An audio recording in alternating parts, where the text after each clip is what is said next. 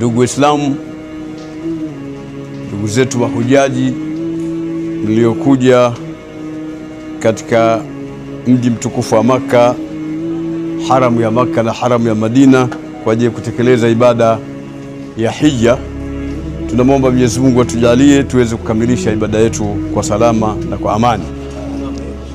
Lakini hii ni taarifa inayowahusu nyinyi na inayowahusu watu wote kule nyumbani Tanzania juu ya msiba uliotokea hapa Makka wa ndugu yetu Alhaji Khamisi Ali Abdullah kutoka Chake Chake Pemba, ambaye amekuja na taasisi ya Arafa. Ndugu yetu Khamisi Ali Abdullah amefariki dunia tarehe 20 mwezi wa 5 2026 jana, na leo tumeweza kumzika tarehe hii, tarehe 21 mwezi wa 5 2026 katika makaburi yaliyoko hapa Makka. Inna lillahi wa inna ilaihi rajiun. Haya ni katika makadirio aliyokadiria Mwenyezi Mungu na katika mpango wake Mwenyezi Mungu kumtaka mwenzetu Alhaji Khamisi Ali Abdullah kuweza kuja kuzikwa katika ardhi tukufu ya Makka.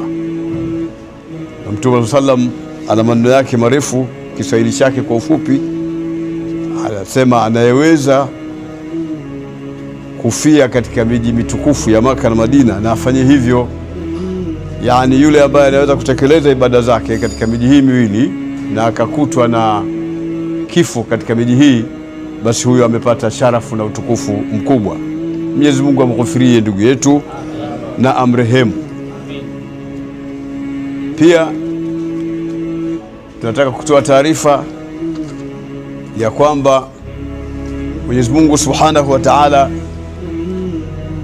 akijalia, kunako tarehe 25 mwezi wa 5 huu tulionao 2026 itakuwa ndio yaumu tarwiya, itakuwa ndio mwezi 8 mfunguo 3.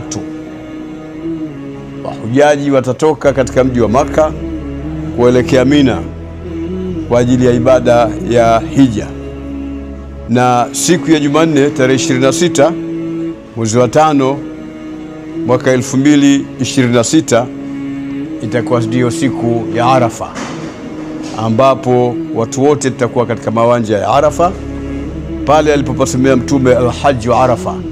Hija ni kuhudhuria Arafa, na sikukuu ambayo kwa mwaka huu itakuwa imelingana ya Eid al-Adha itakuwa siku ya Jumatano tarehe 27 mwezi wa 5 mwaka 2026. Tunamwomba Mwenyezi Mungu Subhanahu wa Ta'ala tukamilishie hija yetu, tuweze kuipata hija iliyokamilika, na wale wenzetu ambao hawakupata wakati ya kuja katika mawanja haya waweze kutekeleza ibada nyingine nyumbani, na Mwenyezi Mungu awalete mwaka ujao hapa katika mawanja ya Makka.